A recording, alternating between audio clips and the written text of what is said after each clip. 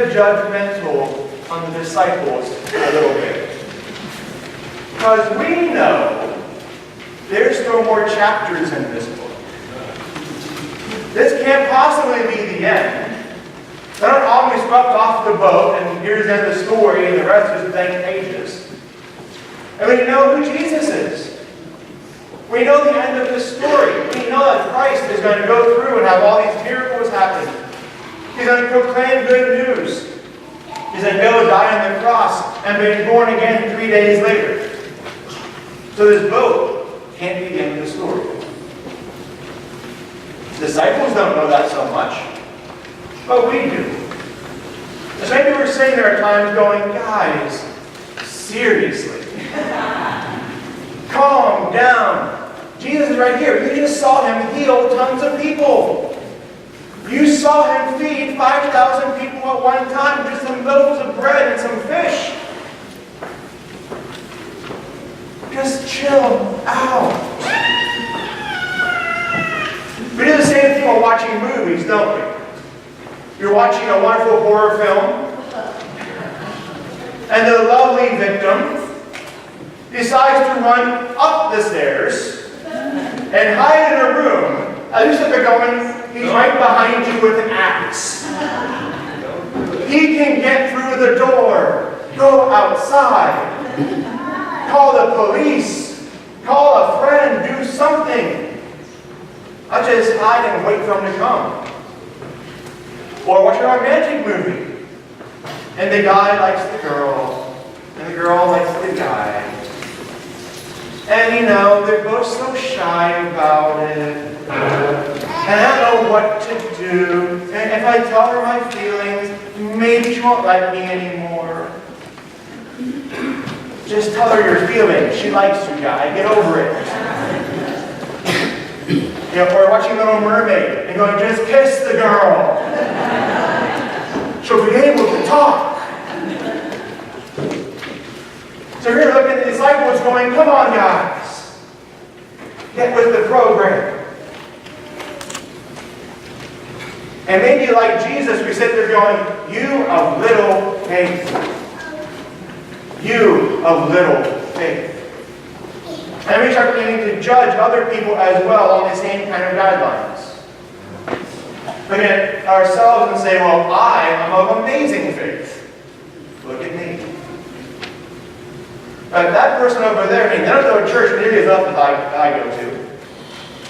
They don't read the Bible as much as I do. They don't do this and that as much as I do. I pray more. I'm kind of cool. But you have little faith. Don't trust them. Seriously? God came to us and said, all of you are worth a lot to me. All of you are my beloved children. All of you are going to lift up no matter what. Don't try to judge each other. Because you know what? You're all sinners. How many of you have not sinned at all this week? Okay. No one raised their hand except for the guy who messed up his own question.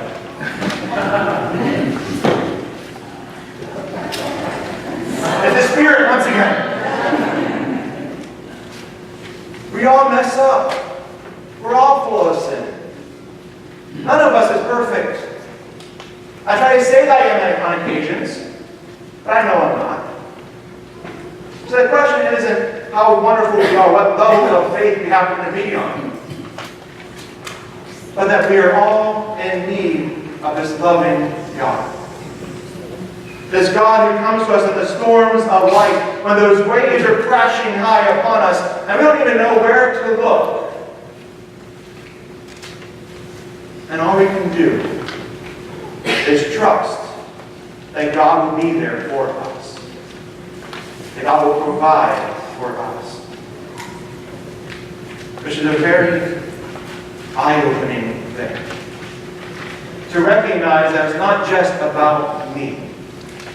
It's not about my worthiness. It's not about how awesome I am. It's about how awesome God is. How loving God is.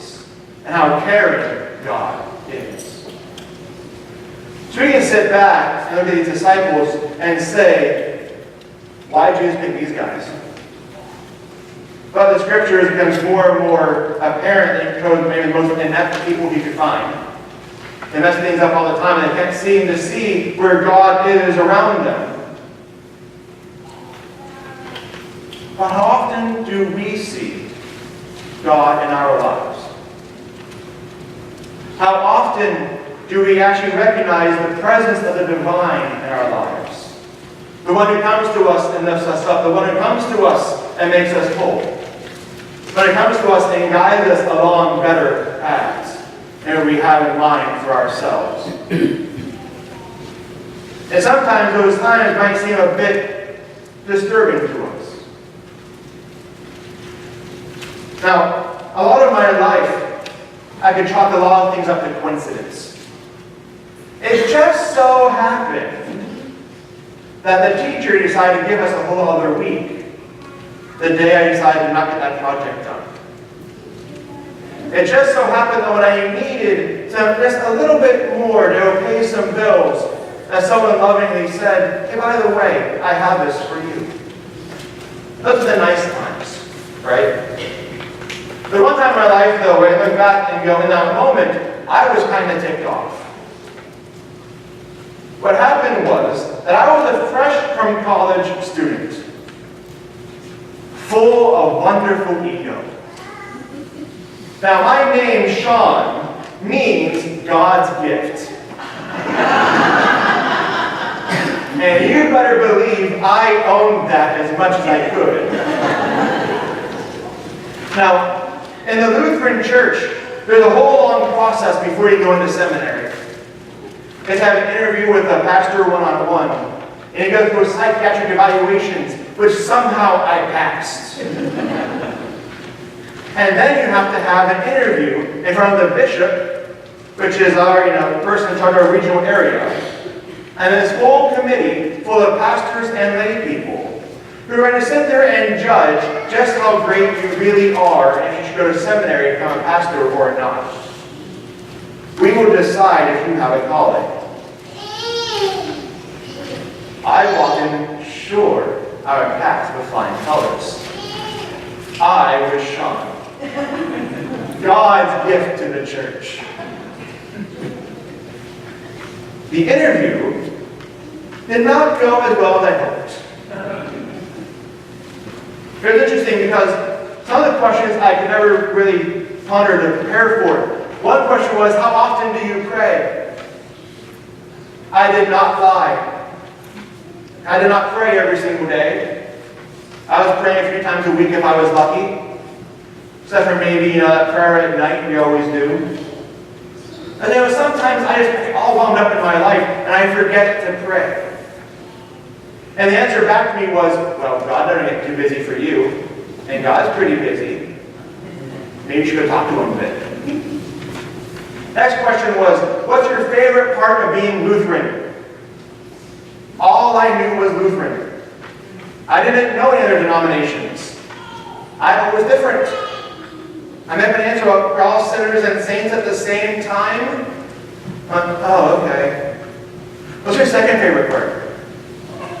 No idea. And just question after question, I failed just miserably. And they said, you need to leave the room so you can talk about what we're going to do with you. Okay. So I sat there and I waited. And I waited. And I waited. And when you wait this long, it's never a good thing, is it? So I go into the room, and they finally call me back and they say, Sean, first off, you are not God's gift. Get over yourself. Your ego is quite a bit high here. We're going to tell you no for right now. You cannot go to seminary. You cannot become a pastor. You're going to have to go past go and collect $200. It's not going to happen. You're going to take a year off. And you're going to grow up. You should have a spiritual advisor. And learn and grow. And then come back and next year, we will consider you again.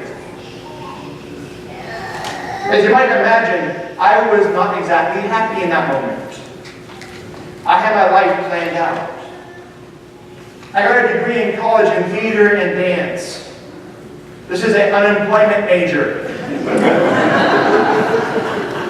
What was I going to do? So I had a choice at that time. I could trust that I could be led in a good direction, or I could just sit back and be angry. I'd love to tell you that in that moment I maybe saw God's Spirit in the process, and I was excited to move forward and to grow, and that would be a lie.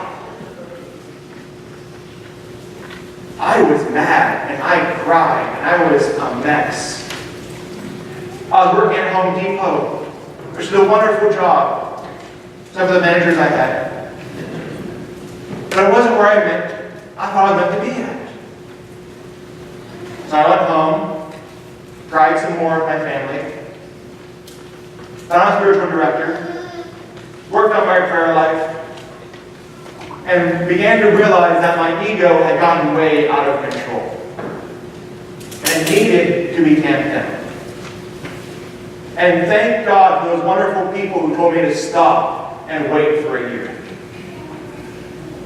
Because if they hadn't done that, and I had right into seminary become a pastor, I'd be afraid of what kind of pastor I would be. So God moves us. God speaks to us in times when we might be completely confused. When the storms of life are around us, it is not just a time for us to be scared. It's not just a time for us to sit back and hope that God fixes it for us. Sometimes it's a way for God to show us ourselves. To show us where we need to grow. To show us what we need to be. And also to trust in the one who made us. Us in our lives, we will trust ourselves above all else. We will trust that when we work hard enough, we will get what we want. If things are going bad in our life, we don't look to our neighbors and our friends and our congregation members to help us out. We try to sit back and say, I can handle this myself, and so much pride. And as the waves keep dashing upon us, we cry out to our God and say, God, wake up! Don't you know I'm dying here? And God will rub those sleepies from his eyes. He happens to be sleeping in a moment. And say, don't you worry. I am here with you. Look around you. Look beyond this storm that you see and see your family and your friends. See the members of your congregation. See the members of this whole Christian church coming together. And know that you are not alone. I will get you through this. Thank you. Don't worry, she's mine.